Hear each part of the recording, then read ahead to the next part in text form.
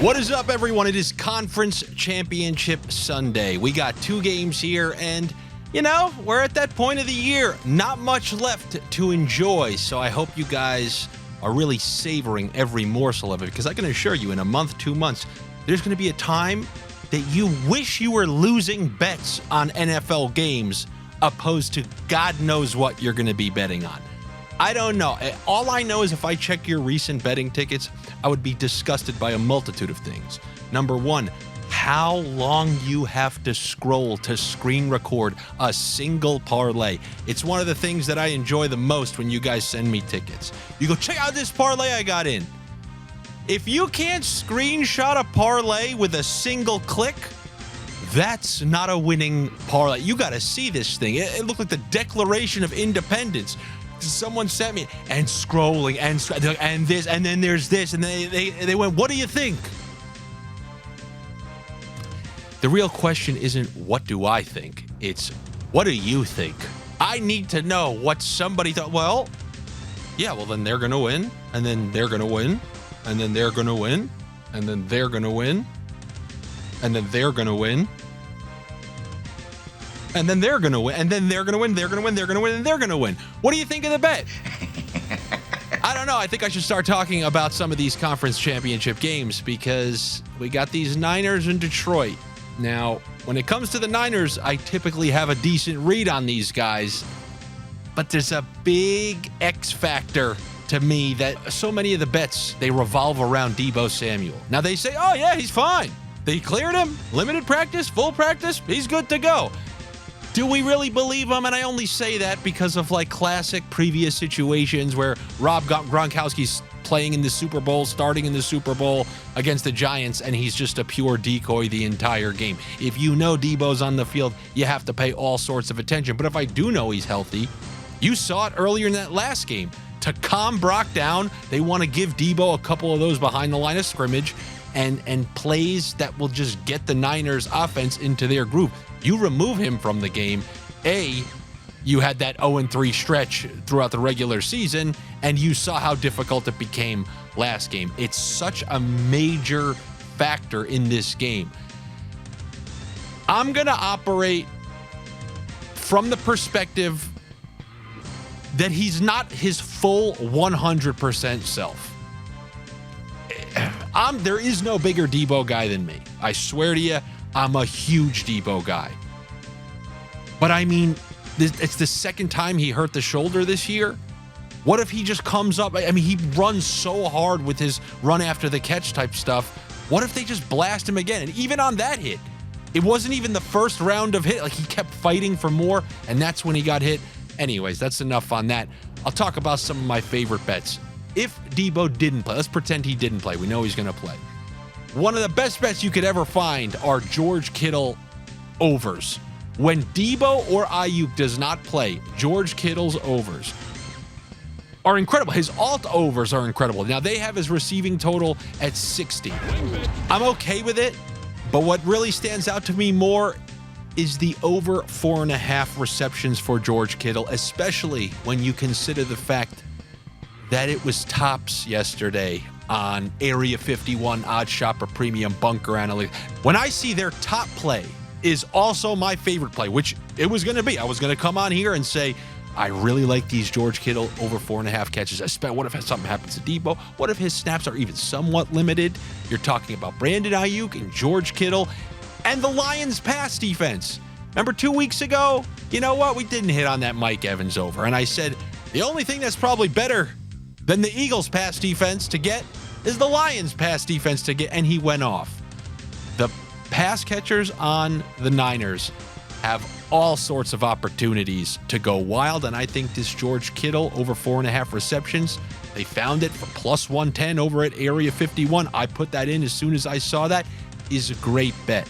And you can see all those values. I always leave the Area 51 Odd Shopper Premium link for you guys to go over there and have access to that. And I really do use it. When I see mine line up with theirs, I end up taking it. And Kittle was my favorite play on the day, and it was their favorite value yesterday. So that's a match made in I don't know, something with nose, paradise, sniffer, I don't know. You guys will think of something. You commenters, once in a while, are somewhat clever. I can't always stumble into fantastic terms like the Megalodan, the whales who just do straight bets, don't comment, don't do anything. They're just betting 200,000 on one thing. Like the Megalodan came last week. He bet Dalton Kincaid a week after cashing 400,000 on Dalton Kincaid, and he was paid out both times. You guys want to take the over on Dalton Kincaid? I just want to do it because it's treated us well so much throughout these playoffs so far. But not only do I think George Kittle has a great opportunity, look what Mike Evans did.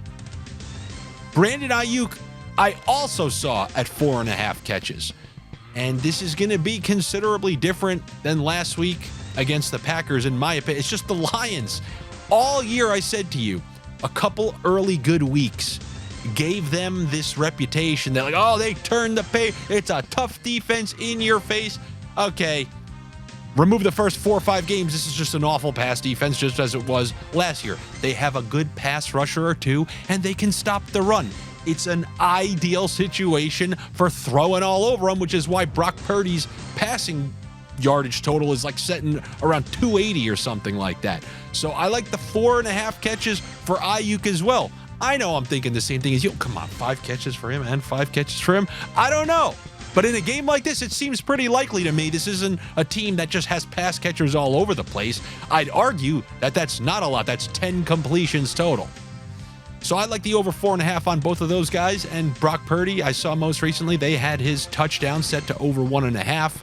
You gotta like that in a game at home against Detroit, as long as the weather's good. Make sure there's no drizzling in the forecast, because you saw what that did to those small hands last week. I'm sorry, I didn't mean to say that, Brock, because I know you're watching this right before you're playing the most important game in your entire career. But the over 1.5 touchdowns, that's something that maybe we can throw in a same game parlay. And what we're going to go with is the alt over on Kittle receiving. I'll take those Ayuk receptions. I'll go with the Brock Purdy over 1.5 touchdowns and give me the Niners to win that game. I'm not playing with any spreads after what we saw last week. On the other side of the ball, there is one thing that Area 51 led me towards, and I tend to agree with. The under 1.5 receptions for David Montgomery. I mean, we know how good Gibbs is catching the ball out of the backfield, but I do not foresee David Montgomery having more than 1 catch. Maybe there's one where Goff is panicking, just checks it down or something. But 2? That means 1 would have to be designed. I kind of like that. But that could just be a parlay juicer. The under 1.5 for David Montgomery. Now let's look at this second game. We got Lamar at home against Patrick Mahomes. I'm just going to say this. I don't want this to sound like a lazy take. I know that everybody is kind of just saying, you get Patrick Mahomes with 3-4 points? Yeah, you just got to take it. Aside from that, how about this? In a close game between 2 really good teams, I just wanted a team that if they lose on a field goal, I win. Does that sound fair? Because that seems to me when 2 great, if this was in Kansas City and Baltimore was +4, I'd take Baltimore +4. But there is that certain element, I got to tell you, when I saw Patrick Mahomes last year, forget about this year, because last week was incredibly impressive to me. The Miami game, you had a feeling there was always a chance they can get that offense going, home game, Rice, Kelsey. It's not like they have nobody. But they went into Buffalo. And the first week it was Rice, last week it was Kelsey. I mean, they couldn't stop Mahomes. But it isn't even either of those. When I saw that guy have a high ankle sprain against the Jaguars, like a 6-week injury, and come back the next week gimping around like my Uncle Bobby, who has a permanent gangster gimp, and he beat the Bengals, who had his number for years already. Like 2 years. But they were the nemesis, and he went out there gimping around, beat them, and then beat the unbeatable Eagles in the Super Bowl. It's a lazy narrative to say, you gotta back Patrick Mahomes. But there are certain people, like the Belichick-Brady Patriots, Habib Nurmagomedov. I just said, listen, I'm not betting against a guy who hasn't lost. It's as simple as that. I'm not overthinking it. The guy's never lost, and I'm trusting a guy who's never lost to figure it out. Guess what he did every single time? He figured it out. Despite the fact, oh man, Poirier, he's got the right mix of wrestling. No, I'm betting on the guy who you just, no matter what the situation is. Have you seen how many comebacks in the playoffs he's already had in his career? He was down like 3 touchdowns to the Texans a couple of years back. Won that game. Down against the Titans the following week, won that game. Down last week, won that game. So no matter what situation you're in with Mahomes, ahead, behind, you got life. If they're down 18 in the second quarter, you still got life.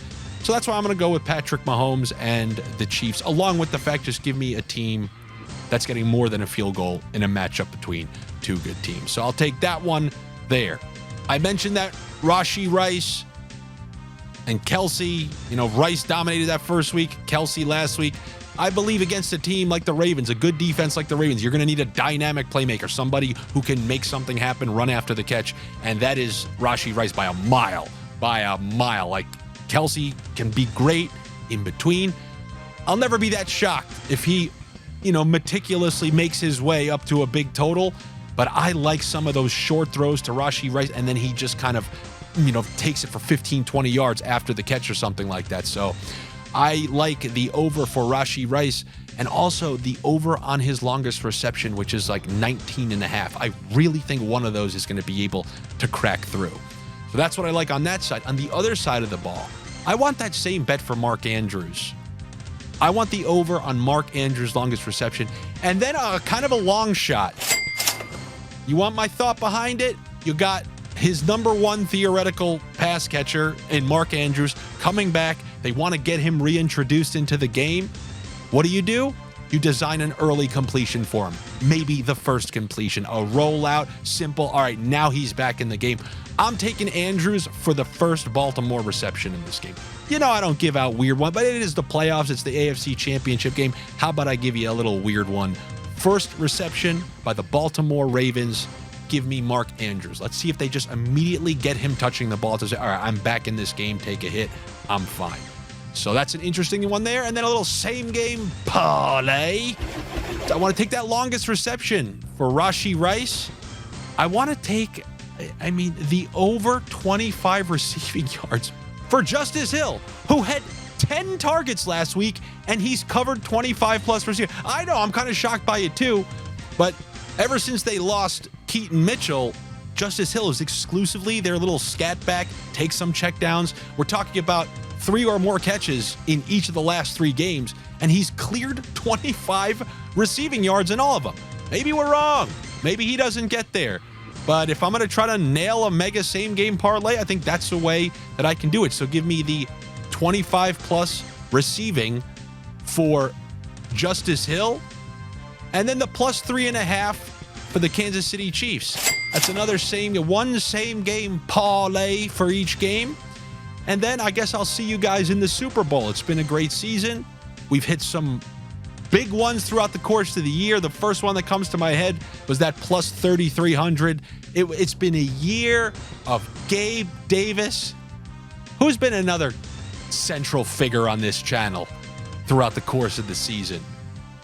But this has been the year of Gabe Davis. Either he maketh or taketh away. And it's been a pleasure. We still got this Super Bowl.